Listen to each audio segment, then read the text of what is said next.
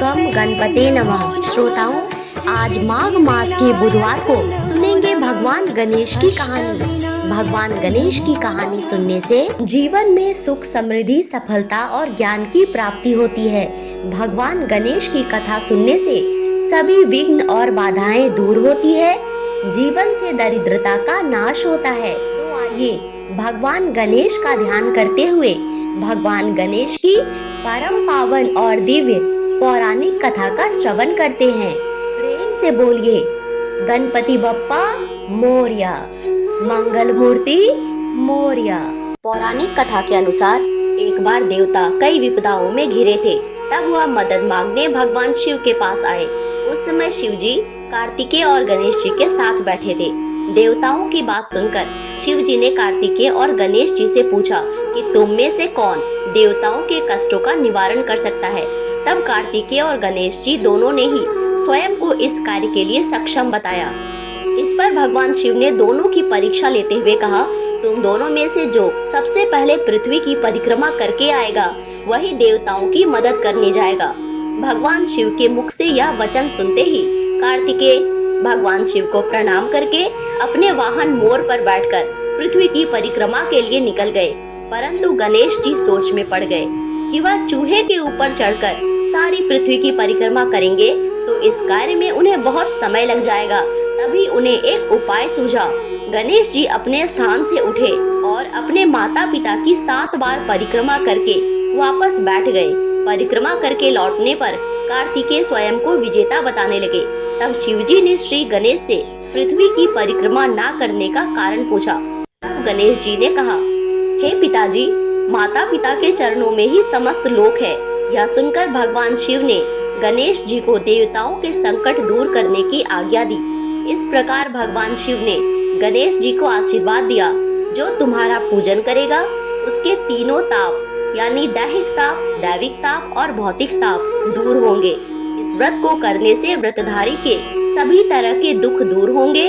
उसे अपने जीवन में भौतिक सुखों की प्राप्ति होगी, उसकी सुख समृद्धि में बढ़ोतरी होगी। बोलिए विघ्नहर्ता गणेश की जय। अब सुनते हैं गजानन भगवान की एक और बहुत ही रोचक और पौराणिक कथा।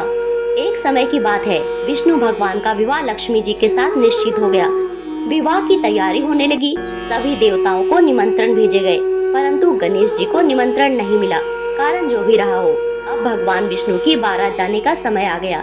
सभी देवता अपनी पत्नियों के साथ विवाह समारोह में आए। उन सब ने देखा कि गणेश जी कहीं दिखाई नहीं दे रहे हैं।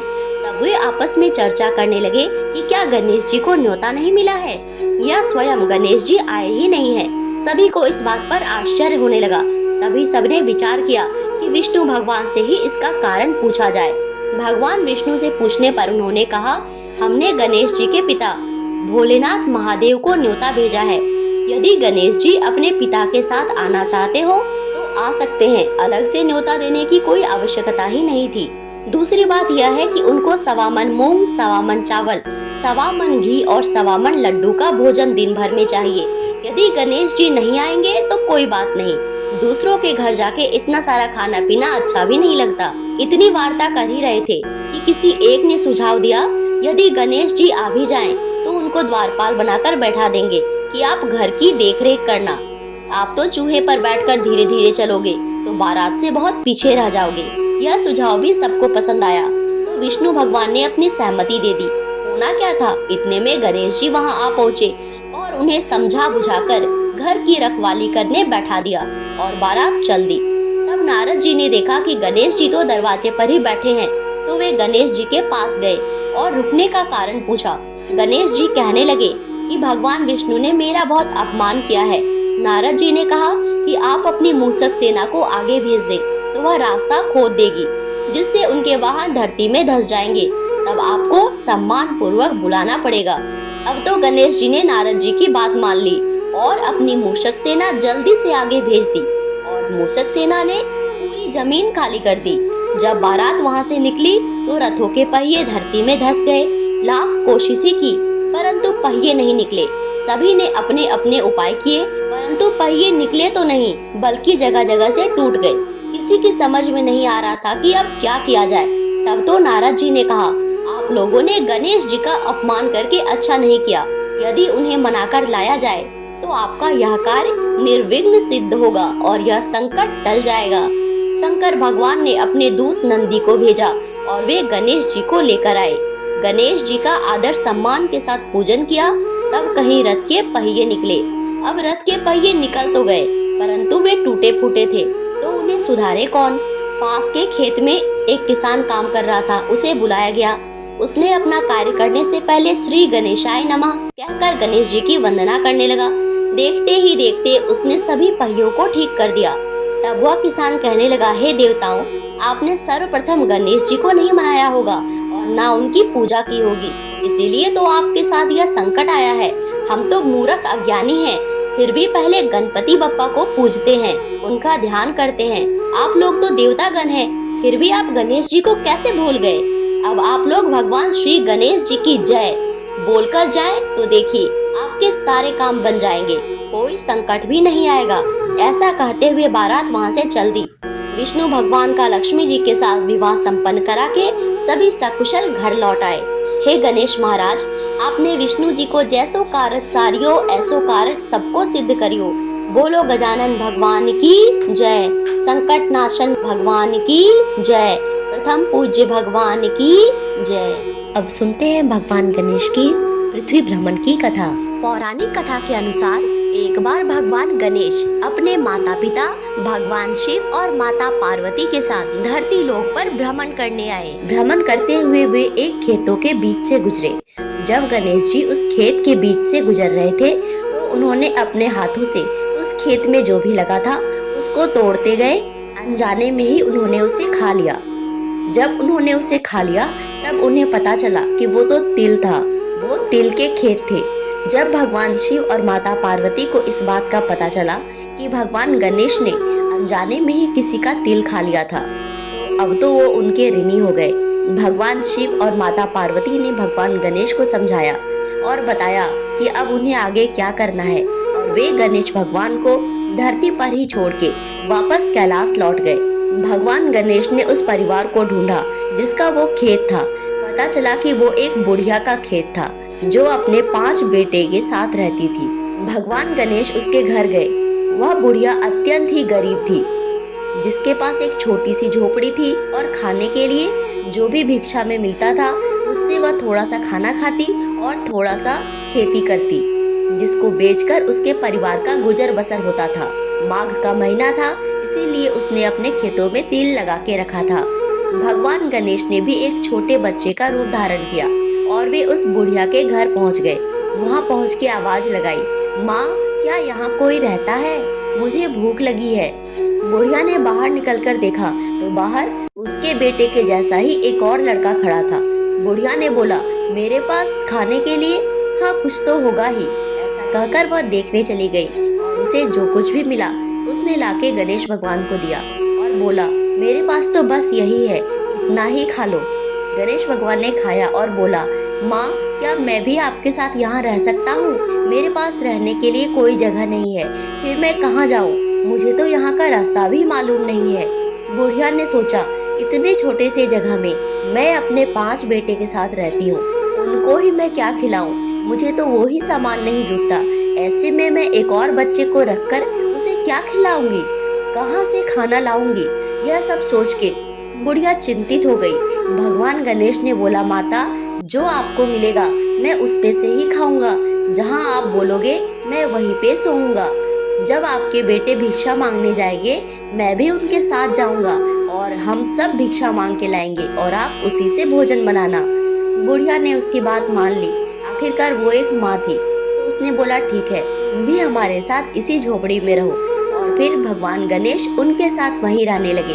भगवान गणेश तो अपने तिल का ऋण चुकाने आए थे, इसीलिए वे भी 5 भाइयों के साथ भिक्षा मांगने जाते और भिक्षा मांग के जब घर लाते तो बुढ़िया उन्हें भिक्षा से मिले सामान से भोजन बनाती थी। धीरे धीरे समय बीतता गया और भगवान गणेश की ऋण की अवधि पूरी हो गई और फिर वो आखिरी दिन आया जिसके बाद भगवान गणेश को कैलाश लौट जाना था। उस दिन जब वे भिक्षा मांग के आए तो थैला भर गया। जब बुढ़िया ने खाना बनाया तो पतीला भर गया। सबने पेट भर के खाना खाया। माघ महीने के कृष्ण पक्ष की चतुर्थी थी। भगवान गणेश ने बोला, माँ मुझे तिल और गुड़ के लड्डू खाने हैं। बुढ़िया ने बोला, तिल और गुड़ के लड्डू? अभी तो हमारे खेत के तिल पूरे पके भी नहीं हैं, और ऐसे में तिल कहाँ से लाऊं? और गुड़ गुड़ कहाँ से आएगा? फिर से बुढ़िया सोच में पड़ गई। भगवान गणेश ने बोला, माता मैं सारी सामग्री लेकर आता हूँ, तुम बस तिल और गुड़ के लड्डू बना देना। बुढ़िया ने बोला, हाँ ठीक है, जाओ अगर भिक्षा में मिले तो ले आना, मैं बना दूंगी। पांचों भाई के साथ भगवान गणेश तिल और गुड़ लाने चले गए। वे वहां से एक चमचे में तिल और एक छोटा सा गुड़ का ढेला लेकर आए और बोले, माँ लो, ये है तिल और गुड़, इसी से लड्डू बना दो। बुढ़िया हंसने लगी और हंसते हुए बोली, भला इतने तिल और गुड़ से क्या ही लड्डू बनेगा? भगवान गणेश ने बोला, माँ मैं नहा के आता हूँ, तुम लड्डू बनाओ तो सही। और हाँ, एक बात का ध्यान रखना, आपके पास जो सबसे बड़ा बर्तन है आज उसी में लड्डू बनाना। बुढ़िया हंसने लगी, ठीक है, जाओ नहा के आओ, मैं अपनी सबसे बड़ी कढ़ाई में ही तुम्हारी ये चमचे वाली तिल और इस ढेले वाली गुड़ की लड्डू बना दूंगी। लेकिन फिर भी बुढ़िया गणेश भगवान को बहुत प्यार करने लगी थी, वो थे भी बहुत मातृभक्त। गणेश भगवान के कहे अनुसार बुढ़िया ने सबसे बड़ी वाली कढ़ाई चढ़ाई और उसमें एक छोटा सा गुड़ का ढेला डाल दिया। जैसे ही गुड़ कढ़ाई में गया, कढ़ाई गुड़ से भर गई। बुढ़िया आश्चर्यचकित रह गई।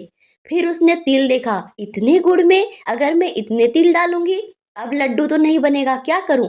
ऐसा बुढ़िया सोच ही रही थी और उस चम्मच को कढ़ाई के ऊपर हाथ में पकड़े थी। अचानक से एक मूषक आया और बुढ़िया के हाथ पे कूद गया। हड़बड़ाहट में सारा तिल उस कढ़ाई में गिर गया। जैसे ही तिल कढ़ाई में गया, पूरी कढ़ाई फिर तिल से भर गई। बुढ़िया ने तिल और गुड़ के बहुत सारे लड्डू बनाए और भगवान गणेश का इंतजार करने लगी। सारे बच्चे भूख से व्याकुल थे।